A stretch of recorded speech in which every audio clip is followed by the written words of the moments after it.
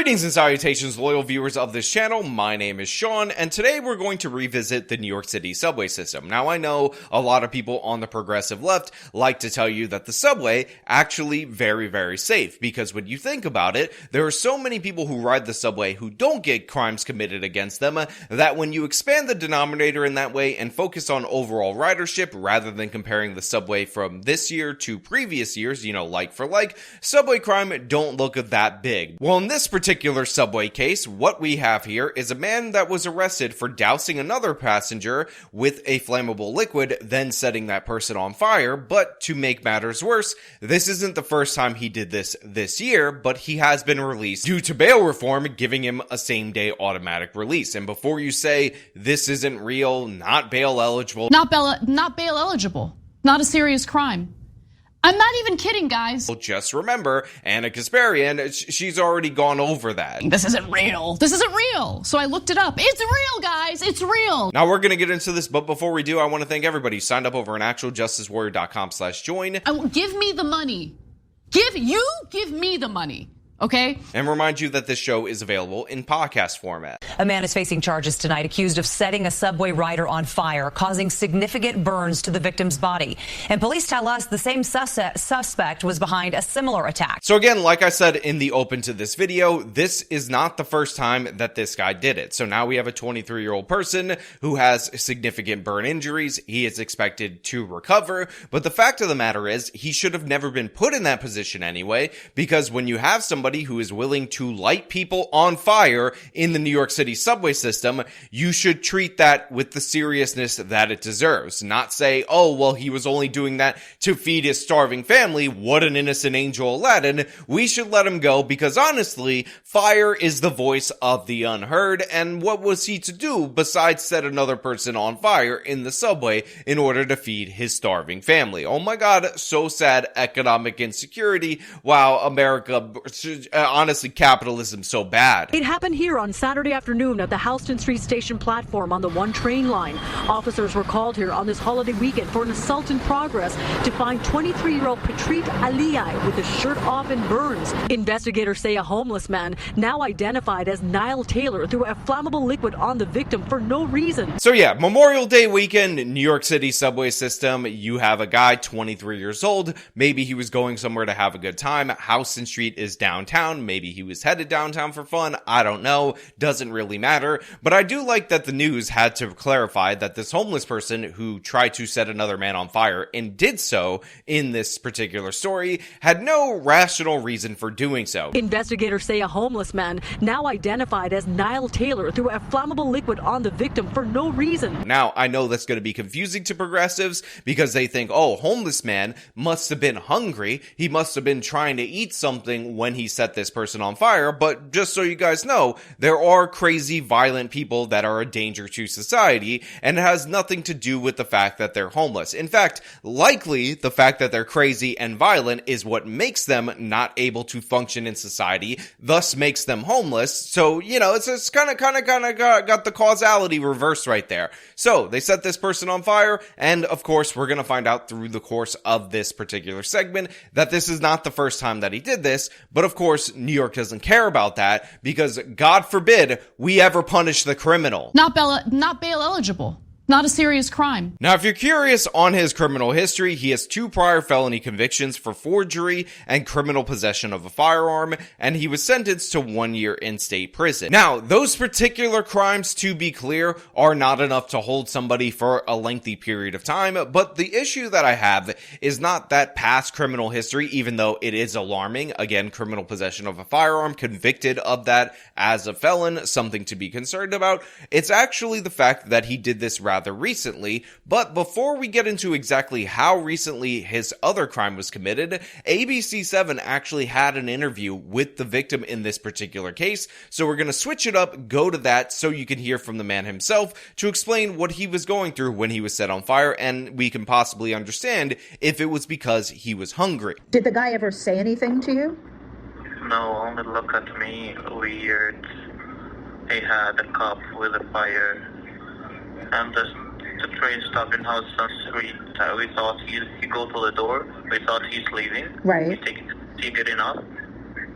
He waited for the door to open and he put me the fire. So look, I understand that this person has an accent, so he may be a little bit difficult to hear, but what he says right there is that the guy actually had the cup on fire, the liquid or whatever, and he ended up dousing him with it as he was leaving the train without saying a word at all. Now, of course, this is a huge problem, and we come to find out through the length of this local news segment that he actually set a woman on fire in addition to this, which just goes to show you how crazy this person was. But even worse, when this guy was arrested, we actually found him to have alcohol and a bunch of different lighters because he's a pyromaniac, and then we get into the recent arrest history, which again is a major problem. New images Niall Taylor in court listening as prosecutors detailed the 49-year-old's reign of terror in the subway. Two separate incidents 3 months apart. Authorities say in both, Taylor tossed flaming liquid at strangers. I mean, honestly, I know I have podcast listeners, so you can't really see this, obviously, because you're listening via audio, but really pause the video on that previous frame. I'm going to put it up on screen and see that this guy is walking around with 2 containers of flaming liquid through the subway system. He threw it at a group of 3, so he was attempting to burn 3 random people earlier this year in February, and they weren't able to hold him with any seriousness because they're like, oh, well, he missed. Maybe come back a little bit later when you actually burn a couple of people, and then we'll take it seriously. And now he's being held on a $250,000 bond, but the fact of the matter is, this person with this kind of dangerous behavior in the New York City subway system was arrested when he attempted this before somebody was severely burned, and they just let him go. They said, no big deal, not bail eligible. Not bail eligible. Not a serious crime. You are free to go, sir. Please come back to court. We hope we don't have to chase you down because honestly, if you don't come back to court, there are no consequences for you doing so, and we definitely won't chase you down. Hope you don't do it again, and good luck to everybody in New York City. Again, imagine living in a major metropolitan area where your ability to carry weapons is restricted so severely, where your ability to defend yourself is not only hamstrung by law, but by prosecutors who are suddenly super aggressive when you do so, like District Attorney Alvin Bragg, but this person gets let off easy. This person is considered a victim. This obvious perpetrator, who is a pyromaniac with a history of doing this, was let go up until the point where he victimized you. Now, they interview a bunch of people in the first local news segment that we talked about that say that they don't feel safe in the subway, and I want to cut to that really quickly before I explain why this is so absurd beyond what I've already said. And took off. It's horrifying. Some subway riders like Chloe Leone are on guard when underground. Hopefully people are traveling in pairs so that they can stay safe. I'm praying for the person who was burned. It's very tragic. So here we have this woman right here saying, oh, hopefully people will be traveling in pairs because obviously she doesn't feel safe in the subway and she thinks this is a solution. But I will point out that this guy had 2 flaming containers in the surveillance video that we showed. He threw it into a group of 3 back in February, and in this particular instance, he burned 2 individuals. So traveling in pairs is not a solution. But this is somebody's perspective that honestly is not going to touch on the realities of the situation, the decay of the New York City subways, the consequences of bail reform. But when we cut back to the victim, in contrast to this person who says she's praying for the victim, which I understand and I appreciate, not trying to rag on a random person. It's difficult to be interviewed like this.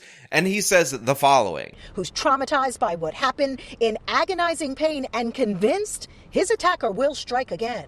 Yeah, they caught the guy. They will keep you in the prison for a week and they will release him. So here you have the victim in this particular instance, and again, my heart goes out to him. I'm glad it looks like he's going to make a recovery, although obviously this is a traumatic experience, even for a 23-year-old man, but he's dead on accurate right here. He says that this guy will do it again, and what's going to happen in the city of New York is what always happens, which is they'll hold him for a period of time, and right now they set a $250,000 bond, but in a week or so, when you forgot about it, they'll let him out onto the streets, and he will do it again. And by the way, we don't need to speculate on whether or not he will do it again, because this is an instance of him doing it again, and apparently he doused another woman and did it again. In court today, we learned a second person with Patrice, a woman, was also burned, hit with the same liquid. And in that original instance, he had 2 flaming cans and a bunch of lighters on him as well, because he intended to do it again. You have a pyromaniac in the subway system committing these crimes over and over again, yet the New York City criminal justice system, District Attorney Alvin Alvin Bragg, bail reform at the statewide level,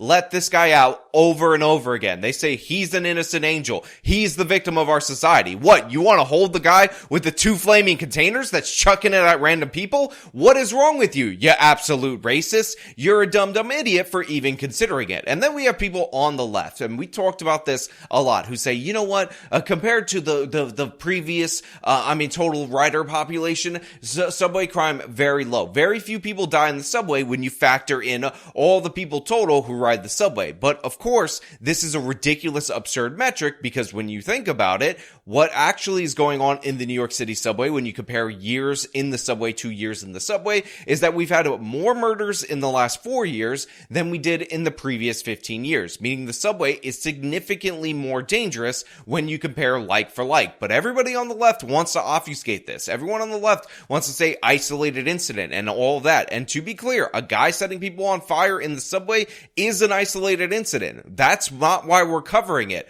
Why we're covering it is because of the way that New York City responds to these incidents, because you had every bit of information that you needed to know about this individual in order to hold him because of dangerousness back in February, where he attempted this before. Now, this isn't the first time Taylor has done this. Detectives say back in February, he threw a lit container of flammable liquid at a group of people standing on the southbound 1 train platform at the West 28th Street station. But instead of having a judge with the ability to hold somebody like this, New York State continues to be the one state in the union where judges cannot assess dangerousness when deciding whether or not they're going to hold somebody in captivity pre-trial. So you have this individual able to do it again. And guess what? He's going to get a slap on the wrist. He's going to get released. He's not going to be charged in any serious way. They might do a mental health evaluation in order to punt it to mental health court, which is a tactic that we've seen a lot in the city of New York. And he's going to be out on the streets and burning somebody else in the city of New York,